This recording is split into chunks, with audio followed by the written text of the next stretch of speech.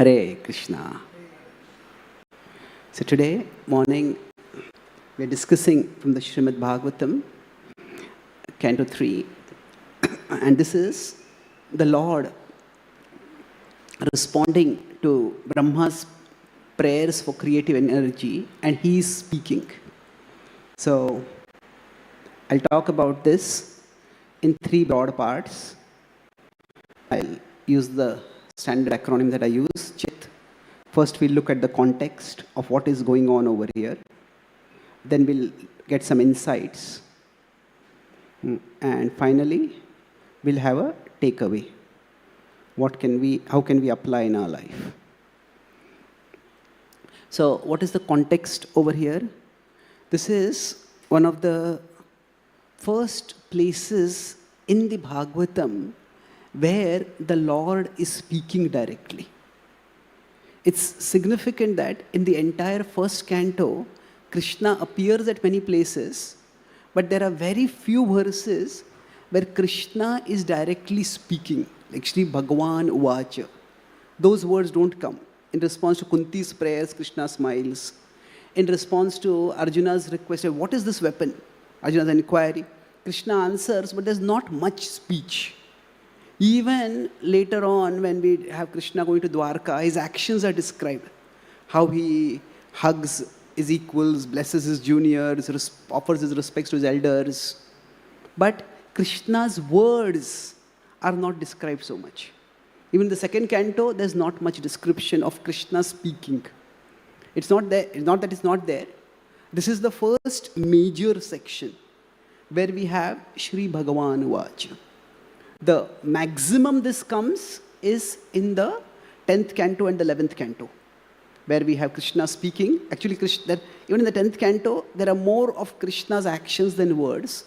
Krishna's words come the most in the 11th canto in the Uddhav Gita. There are, of course, other places, 3rd canto, where Krishna gives instructions as Kapila Dev. But here, the Lord is speaking.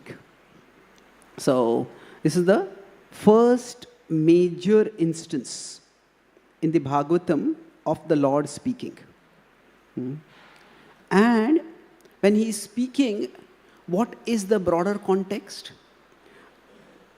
Right now, there is no existence. See, approximately from this point onwards, 3rd canto onwards, 3.9c onwards, still around 12th canto near the end,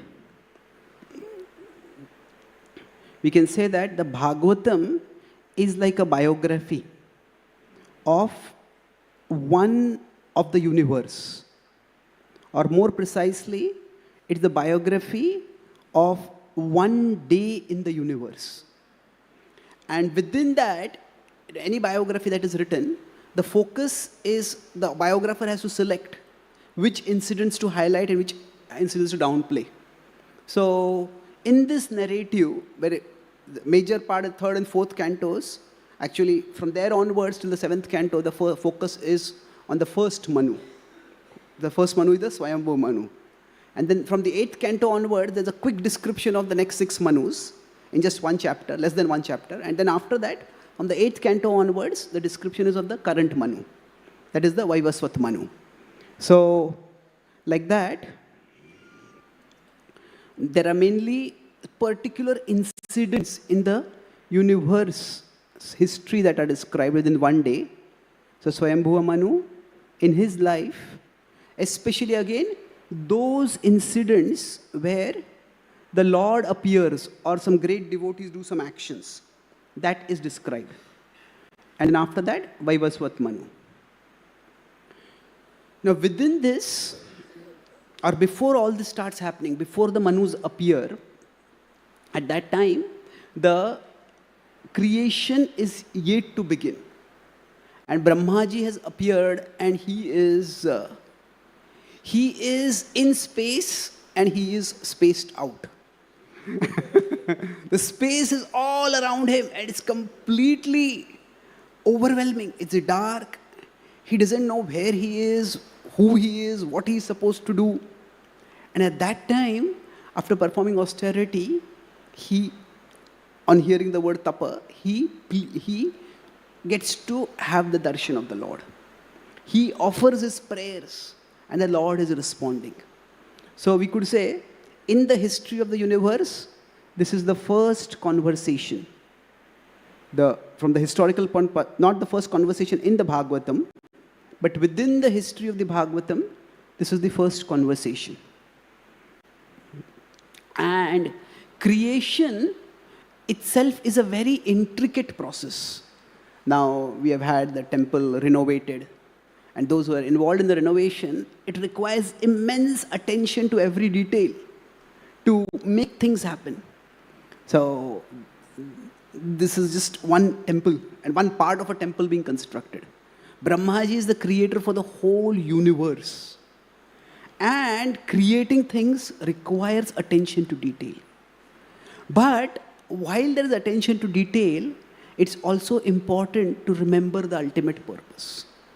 So whenever we are working, there are two extremes.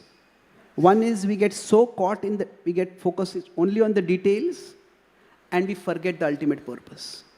And sometimes we remember the purpose, but we forget the details. Like, I'm cooking for Krishna, and somebody may have very devotional consciousness. Oh, I'm hearing Krishna Kirtan, this is Radharani's kitchen, there are pictures of Krishna. But you forget to put sugar in sweet rice. That won't work. So, on one side, we have to pay attention to details. But on the other side, we also need to remember the purpose. So, both are required. That it is by knowing the details, we are careful. We are careful in a practical sense. And by remembering the purpose, we keep our consciousness devotional. We are practically careful, but we also need to be spiritual. So we are going to be careful practically, but we can't get so caught in the details. So in this particular verse, what we are discussing, this bigger picture is being talked about. That yes, in the world, there will be many different activities that will need to be done. Brahma himself will have to do many activities, and the subsequent living beings will do many activities. We all have our jobs, we have our families, we have so many things to do. But it's being said over here, that the ultimate purpose and perfection of all the activities is mat priti. And the Lord is not saying so much that this is my opinion. He is saying tattvavit mataha, tattvavin mataha. This is the opinion of the learned people. And this is a consistent theme that comes in the Bhagavatam, that whatever we do, we are meant to do it ultimately for the pleasure of the Lord. So this is the big picture directive being given by Brahma to Brahma by the Lord over here. So let's move on to the next part, the insight. As many of you know, last almost a decade I have been trying to focus on Western outreach. So I spent 6-7 months outside India. And then remaining time also I'm mentally more in the West, thinking of how best to present spiritual concepts to new people. So this concept of pleasing God, it's very difficult for new people to appreciate. So I have been thinking of how do you explain that? And I had been hearing the lectures of Radhanath Maharaj, especially given to Western audiences. And it struck me that he uses a very attractive phrase over there. Instead of saying acting to please God or please Krishna, he says acting in harmony with God's love, or acting in harmony with the divine love. It's a very beautiful but profound phrase. That why do we want to please the Lord? It's not that we want to flatter the Lord to get something from Him. Or it's not that the Lord is a tyrant, that if we don't please the Lord, then He will get angry and He will punish us. So, sometimes there are power-hungry rulers. They can be kings, they can be bosses, they can be heads of state. And one little sign of disrespect, if we don't go out of our way to please them, they will go out of our way to make our life miserable. Isn't it? It's not like that. This pleasing is acting in harmony with God's love. So, this idea of love for Krishna is the ultimate reality. there are many levels of reality, but the supreme reality of existence is that Krishna loves us and we are meant to love Krishna. That's what, for Parikshit Maharaj, his whole world falls apart. For a minor fault, he's cursed to die. But he's not agitated because for him, this is the bigger reality. And he's acting in harmony with that bigger reality. So I'll talk about how can we this please Krishna. What does this mean? I'll explain this in 3 broad steps. That A, C, and T. Act. It can inspire us to act in harmony with God's law. So first is appreciate. That quite often we feel life around us is so confusing, even chaotic. This is happening over there and that is happening over there, and nowadays there are so many changes. AI may take so many jobs away, and there are so many fears about. So life seems quite chaotic. So when we turn towards Krishna, the first step is that we understand Maya Adhyakshena Prakriti. So things are, they may make no sense to me, but there is some sense in how things are happening. That there is some higher order in the world. God is not just some being up there who doesn't care for this world at all. And many times, the way Prabhupada talks about here is that philanthropic work or any kind of political, social, cultural work, he says we do it for the pleasure of the Lord. So what happens is, quite often, we are here in the world and Krishna is above us. So now sometimes we may think of these two as completely, as almost, if not opposite, but unconnected. Like I either worship Krishna or I act in the world. And so I come to the temple, I do some sadhana, I hear some class, and then I go out and deal with the practical issues of life. The two can seem, if we have this vision, the two can seem very unconnected. And this can be taken towards an extreme where we feel that our bhakti is irrelevant. Or rather, sometimes people may think that what we are doing as bhakti, it is just irrelevant. It has got nothing to do with the world. And unfortunately, we as devotees also have perpetuated that idea to some extent. That, oh, this world is dukkhala, you cannot do anything about this world. Now, as our movement is not growing very much in the West. Many devotees are trying in various ways to try to grow. Of course, many Indians are coming. So it's more becoming, Prabhupada started the International Society for Krishna Consciousness.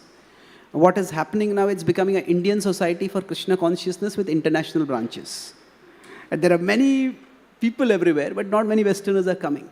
So there was some devotees who did a survey, not recently, a few years ago, of what do Americans in general think about the Hare Krishnas.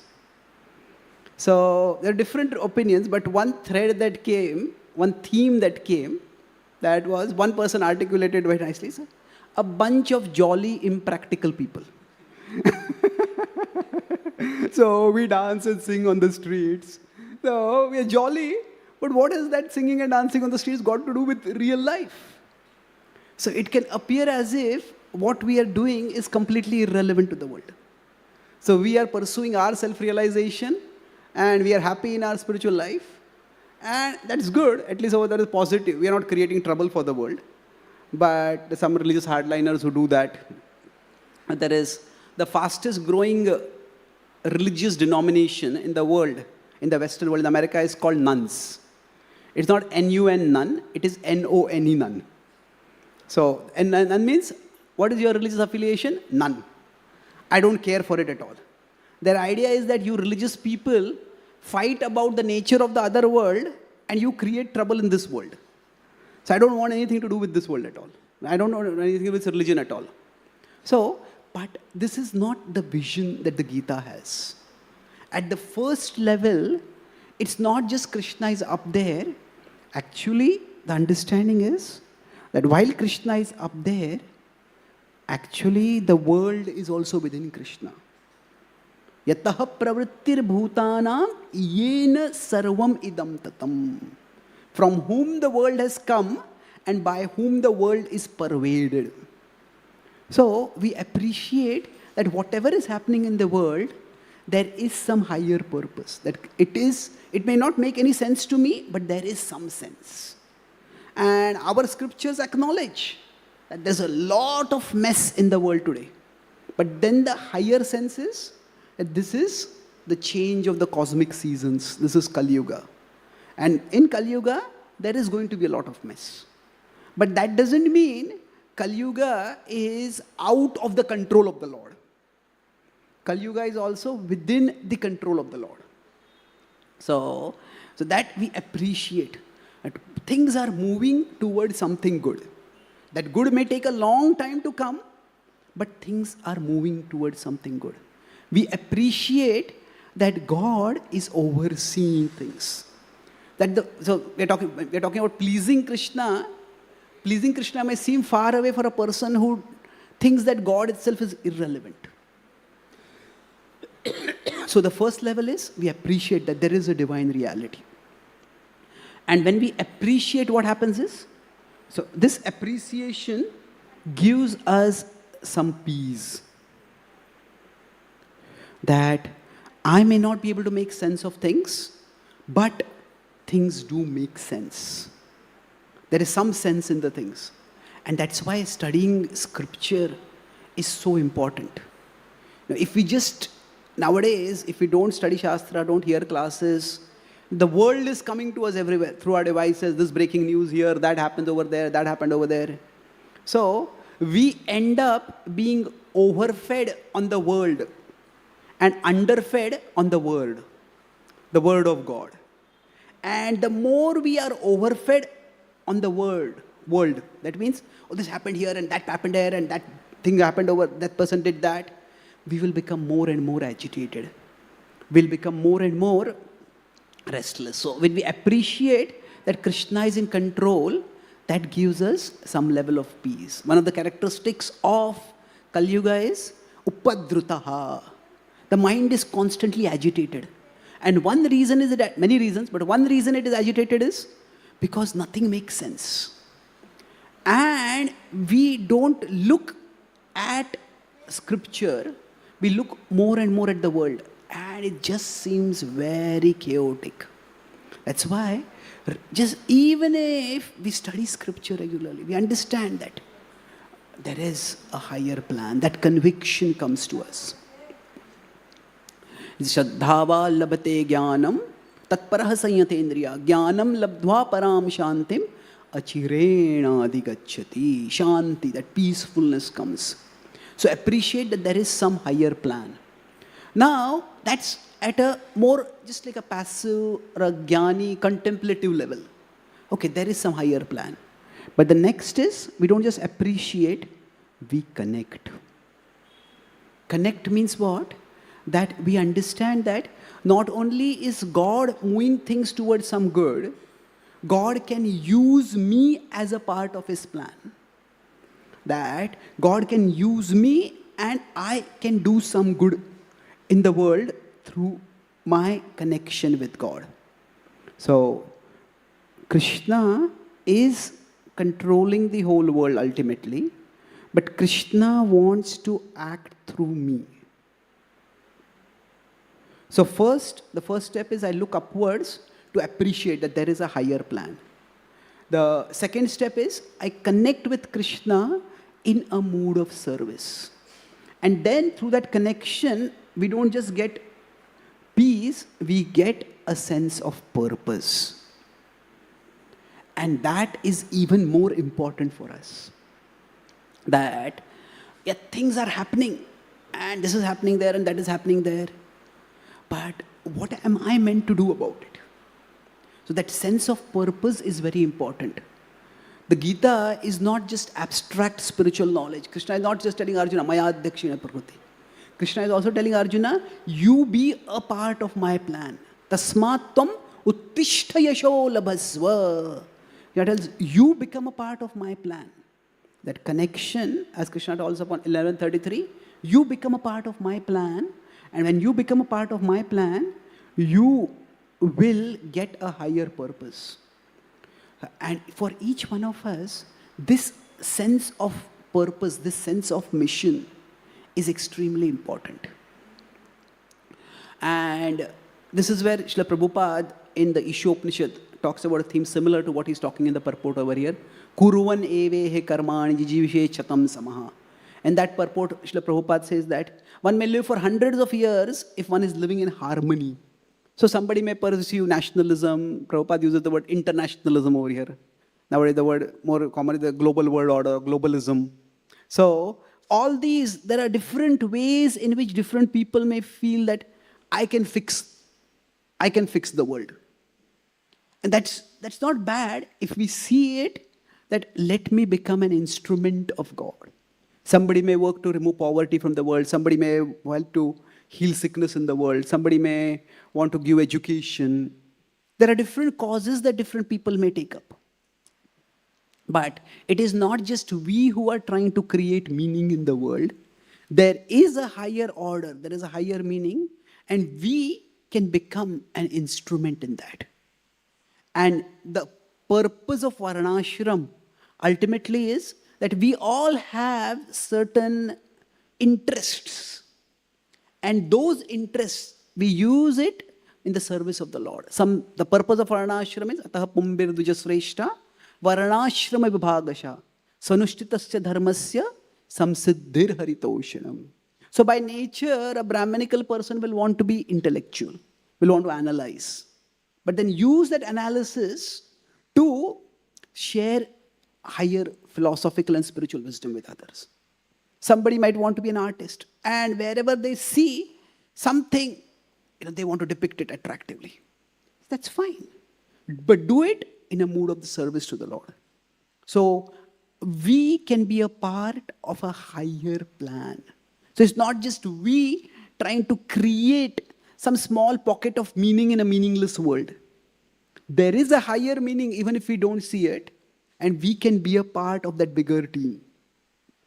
It's like the world can be compared in this context to a hospital. And now in a hospital, if we go backwards, that the world is said to be dukkhalaya. Now this can lead to some people becoming very pessimistic, or it can also lead people to think that the Gita's teaching is very pessimistic. But it's not that simple. If you see, Arjuna is in tears at the start of the Gita. And in the middle of the Gita, Krishna tells Arjuna, comes to the point, Dukkhalema Shashvatam. That's 8.15, approximately in the middle of the Gita. Now Krishna does not say that, yes, this world is Dukkhalaya, you are Dukkhi, therefore my Gita is true, and stay Dukkhi now. That is not at all the mood of the Gita. The point is, yes, there is distress in the world. So how do we understand that this world is a place of distress? The most compassionate metaphor that I have found for understanding this is that of a hospital. In a hospital, pain is unavoidable. Pain will always be there. But the purpose of the hospital is not to cause pain. Yes, there may be some things in the hospital which may cause pain. An injection causes pain, a surgery causes pain, a bitter medicine causes pain. But the overall purpose of the hospital is not to cause pain. Like somebody who doesn't know what is a hospital, a small child is just comes into a hospital and says, there are people in pain everywhere.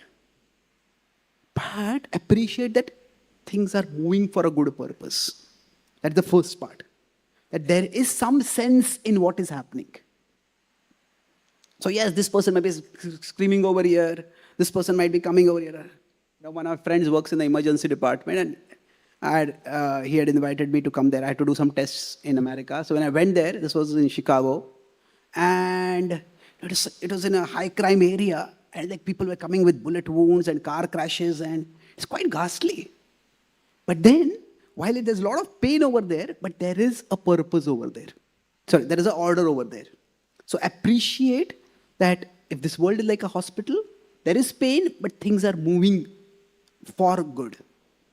And the second connect is, we can just be witnesses of what is going on, or we can be a part of the medical staff.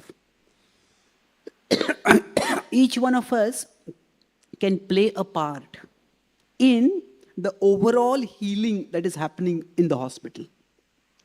Some people may have a more visible and prominent part, some people may have a less visible or a less prominent part. But every one of us can connect. And so we want peace, but we don't just want peace in our life, we want purpose. So when we connect with the Lord, it is not just for forgetting the world. It is actually also for giving a higher direction to our efforts to make whatever things we can make better in the world. So if we are parents, taking care of our children is a very important responsibility. But we understand that I alone am not a parent in this messy world, trying to keep my messy child in control. It's like, this child is a part of Krishna, I am a part of Krishna, and Krishna has entrusted this child in my care. And as a service to Krishna, let me be the best parent that I can be. So whatever activities we are doing, we can get that higher vision, and we can become much more affirmative in what we are doing. Though Srila Prabhupada did say that we need to be pessimistic about the world. But Prabhupada himself was not pessimistic.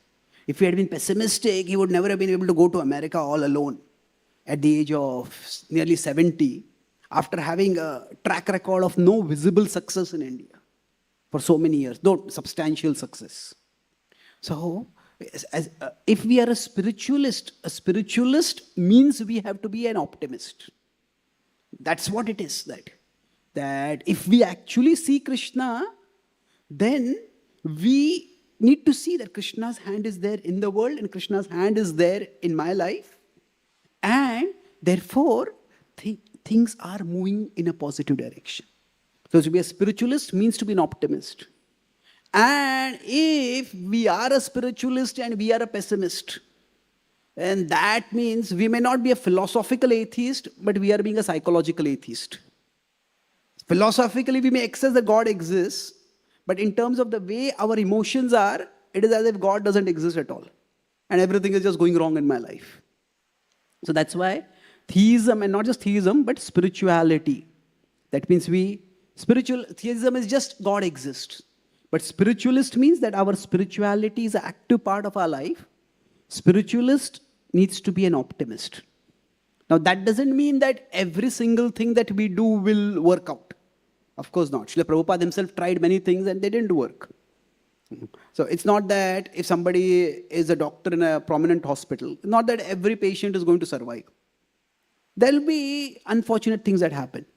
But overall, we are a part of something good. And so that in this understanding, we're not yet still come to the point of pleasing God. But the idea is that if somebody is a doctor or somebody is a nurse, somebody is a caregiver in some way, you can say one purpose is to treat the patient and heal the patient, of course. But if they are being trained by some senior doctor, then their other purpose is also to please the doctor. Now sometimes the patient may die, but if they did everything properly, their authority may still be pleased. And if they're pleasing their authority, they are doing their part better. And that brings us in the last part of this, what it means to pleasure, that we connect and then we target the Lord. Target means not to shoot an arrow at the Lord, but the Lord becomes our target. The ultimate purpose of the hospital is not to make everyone in the hospital healthy. The ultimate purpose is that we go home from the hospital. So the world will be dukkhalaya, and at one level, we need to play our part in trying to fix things in the world. But it's just as important that we don't get our sense of self-worth and pleasure or satisfaction only from our capacity to fix things in this world. We understand that I have a life separate from my life in this world. I have many roles to play in this world and they are important. But beyond the roles that I am playing as a parent, as a professional, as a citizen of a particular country, all these roles are there, and I need to play my role, play my part in the roles. But beyond that, I as a soul have a life of my own. And that life is in relationship with Krishna. So here when we target Krishna, we see that Krishna himself is a source of pleasure. Not just a source of pleasure, he's the source of the supreme pleasure. Krishnadas Kaviraj Goswami in the Govinda Lilamrut says that Krishna is the supreme enjoyer and the supreme source of enjoyment. He's not only the Bhokta Ram, but he is also, he's Ram and he is Raman. He's Ramati and Ramayati. He enjoys and he gives enjoyment. So when we were in the yatra, we were hearing the katha of Krishna and completely absorbed. We just go out of this world in one sense. That there is a higher reality and that reality is beckoning us, it's inviting us. And that pleasure that we get, for us while we are in this world, we target Krishna, but it's not that we reject the world. We go through the world towards Krishna, but we understand that ultimately my purpose is to please Krishna. So we please Krishna, that when we target Krishna, what it means is that yes, we are in this world and we do our roles in this world. But through doing our roles in the world, ultimately we are meant to go towards Krishna.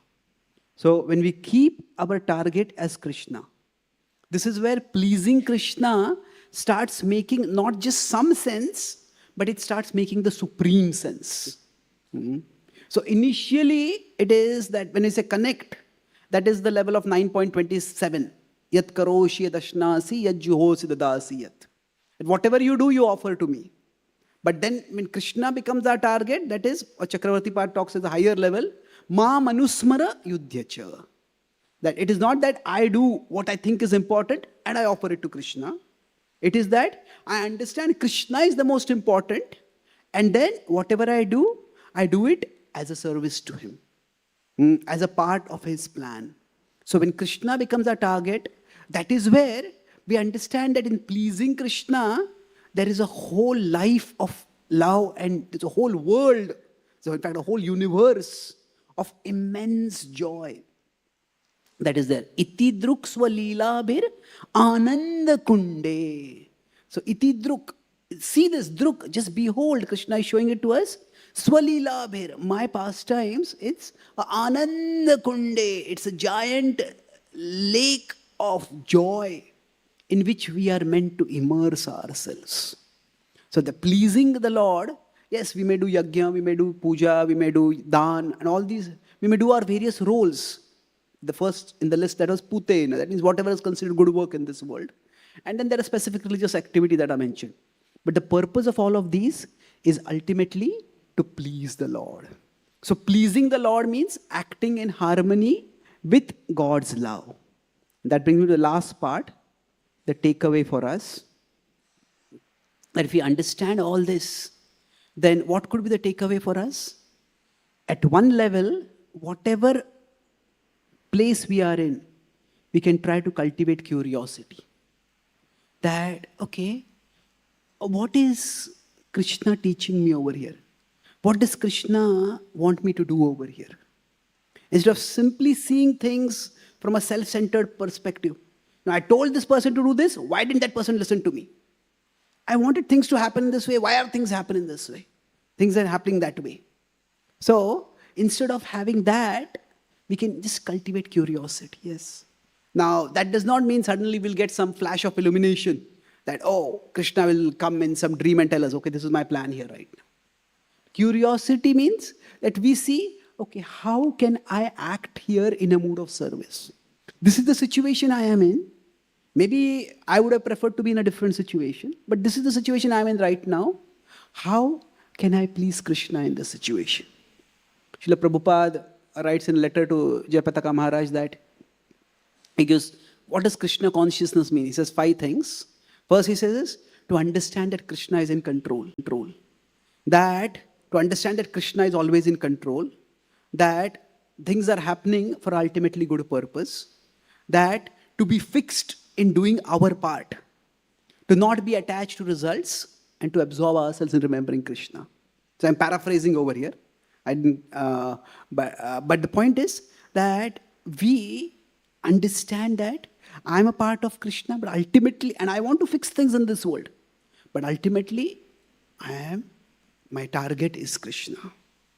So we celebrated Srila Prabhupada's disappearance day just a couple of days ago.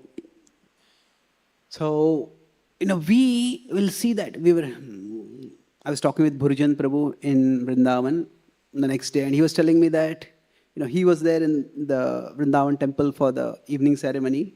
So different devotees were giving offerings, and he said that I felt each of them has such a different understanding of Prabhupada.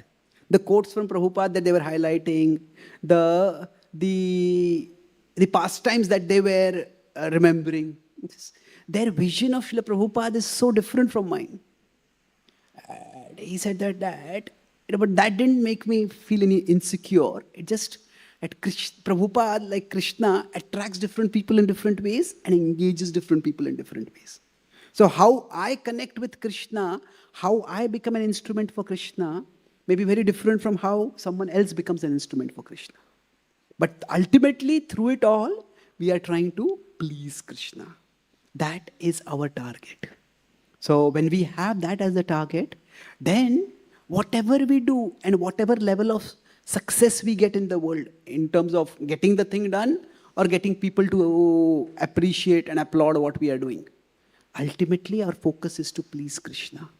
So in this way, pleasing Krishna is not just an abstract, irrelevant, religious or cultish activity. It's a universally beneficial activity. Because by pleasing Krishna, we do the best that we can for making things better in the outer world and for turning ourselves towards not just the better reality, but the best reality, that is Krishna and his love for us. So I'll summarize. We talked about how to make sense of the theme of pleasing Krishna. What does it mean? So pleasing Krishna is actually the most meaningful way to live. It is not something which is irrelevant for most people. It is actually the way we can live most meaningfully. So I talked about 3 points. Chit, we talked about the context was that this is the first major speech by Krishna. And in that speech, what is happening?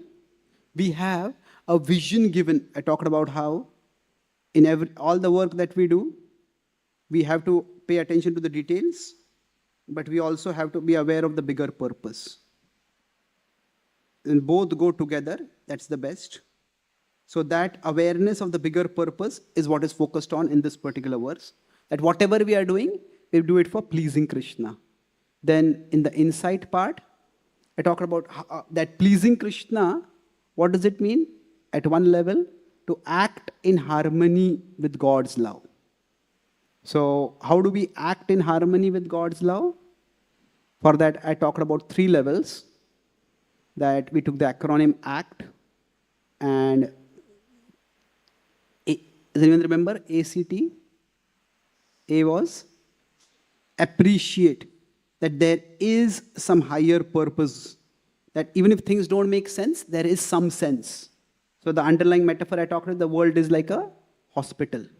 There might be a lot of pain, and especially in the emergency department, it seems to be chaos. Oh, this accident is happening, this is happening, that is happening. When we appreciate that God is in charge and things are moving towards something good, that gives us a sense of peace. Then it is not just a passive appreciation, we can connect. That means that we can be a part of God's plan. We can also do something of value with our life. That is where we get a sense of purpose. So we talked about this image that God is not just up there, that actually the whole world is included within God. that his jurisdiction extends everywhere.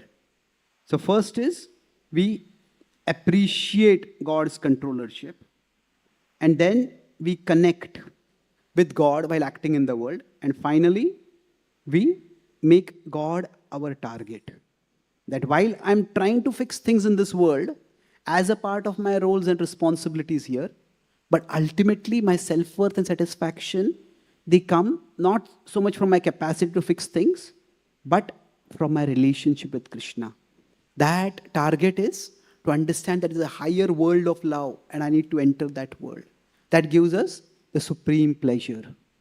And the takeaway for us was, in all situations, especially situations where things don't seem to be making any sense, we can try to cultivate curiosity.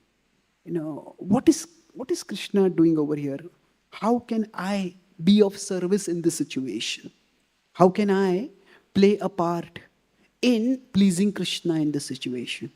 And that's how we can always, if we have that attitude of curiosity, we can always cultivate Krishna consciousness, because we can always do something. Maybe what we do may not be successful. We can always do something in a mood of service to please Krishna. Thank you very much. Hare Krishna.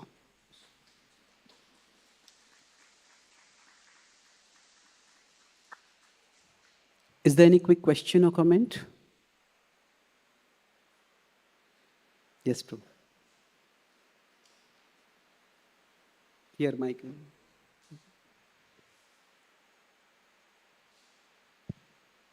Here. You have a question?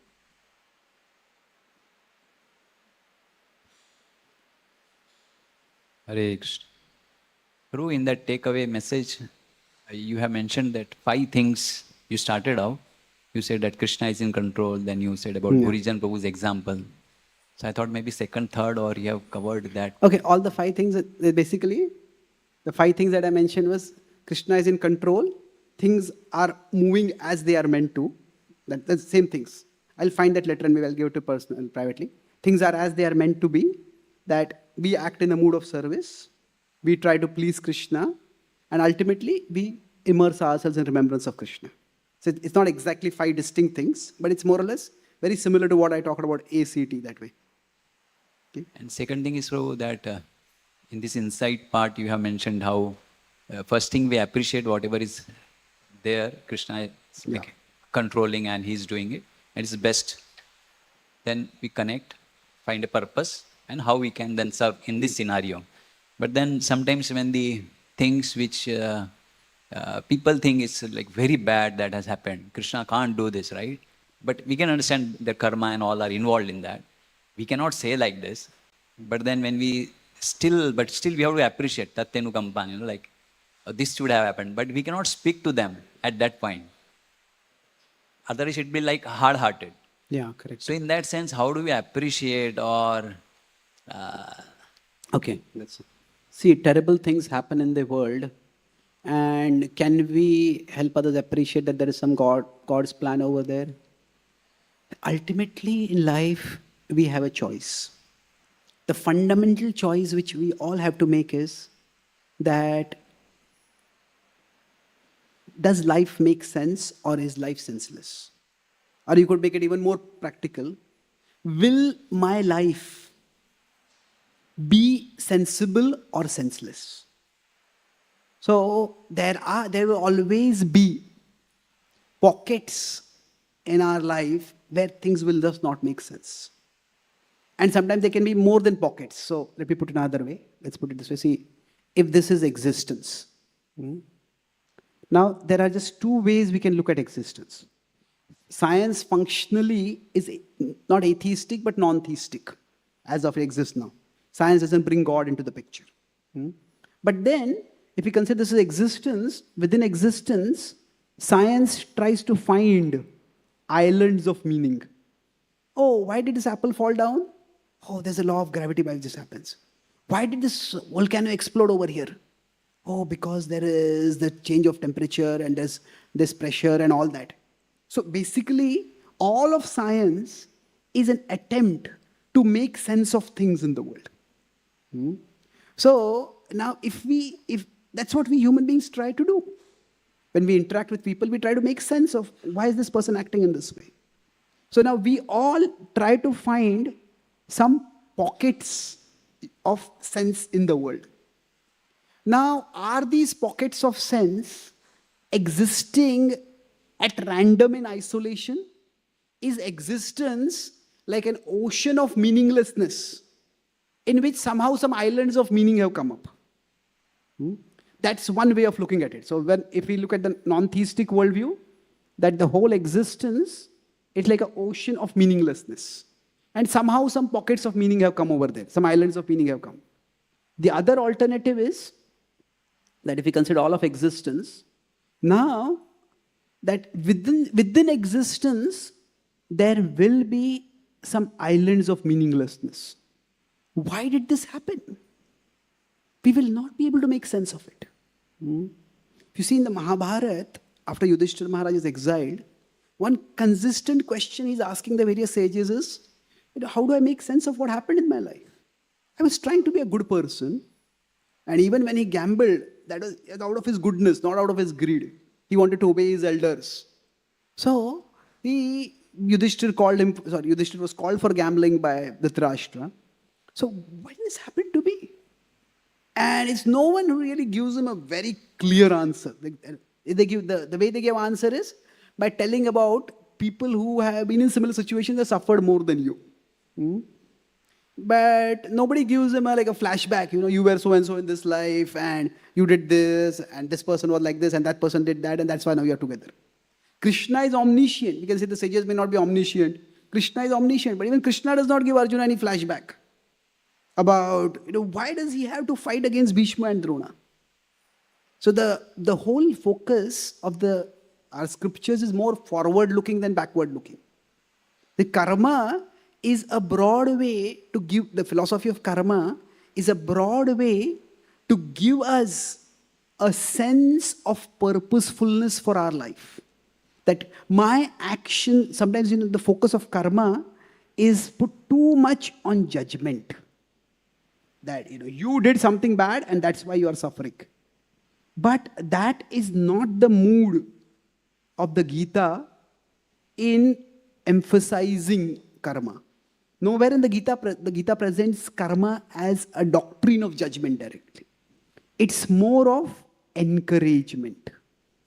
That we have agency, our actions matter. Even if they don't seem to matter sometimes. Sometimes we may be going through phases of negative karma, when no matter what we do, it doesn't seem to make any difference.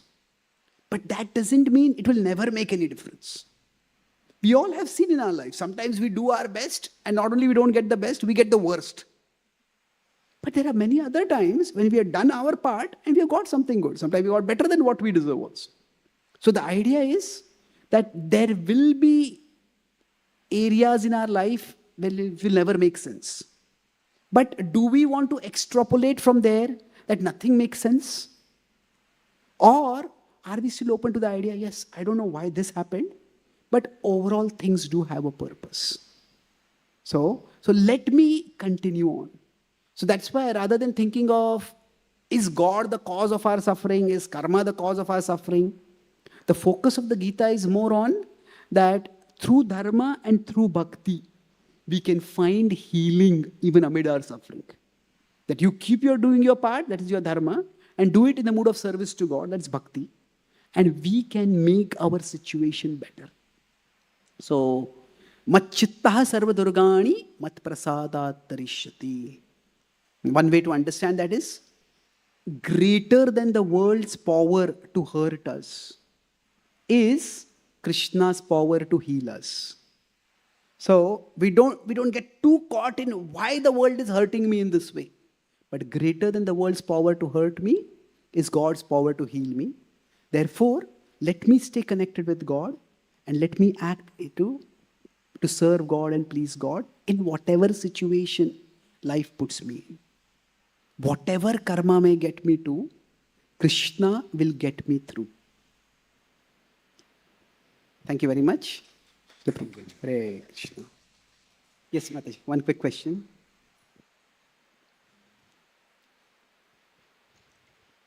Hello. Yeah. Thank you very much for such an informative class. Prabhuji, we have always heard in classes that this is Dukhalayam Ashashvatam. Today it was a different perspective that you gave, that though we are experiencing pain, the analogy that you gave about the hospital. So when we go to the hospital, there is a pain of the medicines and the procedures that we are going through. But the principle and the concept of we going to the hospital is to relieve the pain. So it was a very beautiful analogy that it was a very positive way of looking at Dukhalayam Ashashvatam. Yes. So can you just elaborate a little more on this concept of relieving pain rather than looking at world as Dukhalayam Ashashvatam? And just one more thing I really liked in this class was a spiritualist has to be optimistic. If we become pessimistic, then it's a psychological atheist. That's my huge takeaway from this class. So thank you very much. Thank you. So what does being a, how do we see this idea of Dukhalayam positively? Yes, two main points. That when the Gita says the world is Dukhalaya, it does not spend much time on that. It is not even one verse. It is not even one line in a verse. It is half a line it's a half a line in one verse. It's almost like a passing thing. Yeah, that's just true. It's Dukhalayam Ashashvatam. Later on, that is 8.15, later on 9.33, Krishna says something similar. Anityam asukham lokam imam prapya bhajasvama. So that is not the emphasis. So when it says the word Dukhalayam, it is in one sense telling us what it considers its obvious, self-evident reality. This is the fact of life, that there will be distress in the world. And the parallel could be Himalaya. If you consider, just before I went to Vrindavan, I was in Rishikesh. We had a retreat over there. So now if you go to the Himalayas, it's going to be cold. But is cold cold cannot be avoided in the Himalayas.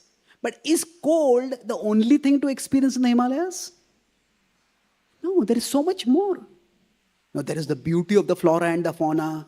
There is the adventure of trekking, and there is the spiritual joy of getting to holy places. There is a whole universe to experience in the Himalayas. But we can open ourselves to that experience only when we come to terms with the reality that it's going to be cold. If we fixate, oh, it's so cold, it's so cold, it's so cold, then people around us will say, it's what you're saying is so old, so old, so old. Get used to it.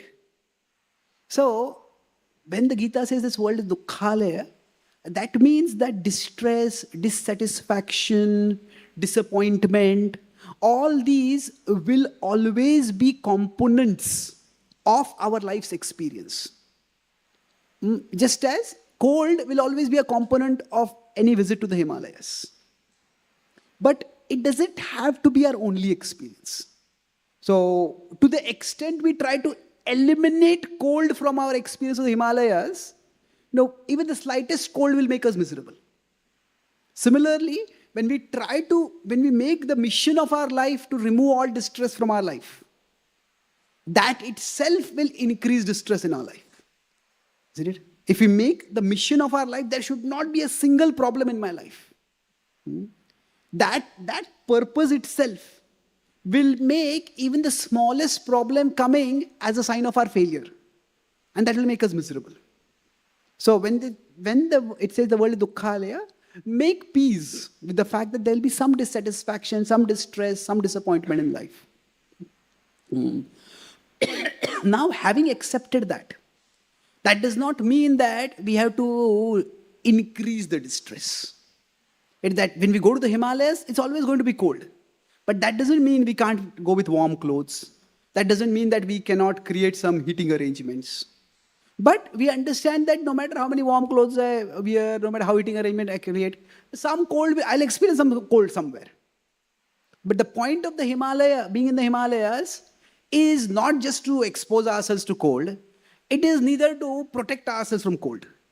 The point of being in the Himalayas is to experience the beauty of the nature over there, to experience the presence of divinity and spirituality over there. There is a higher experience over there available. So similarly, that dukkhalaya, I accept that dukkha will be there in my life, but that doesn't mean I have to increase the dukkha, nor do I have to try to eliminate dukkha. I have to have a higher purpose over there. And in both the verses where Krishna talks about dukkhalaya, what is his point? Maam upetya punarjanma dukkhalaya vashashvatam napnuvanti mahatmana samsiddhim paramam gata.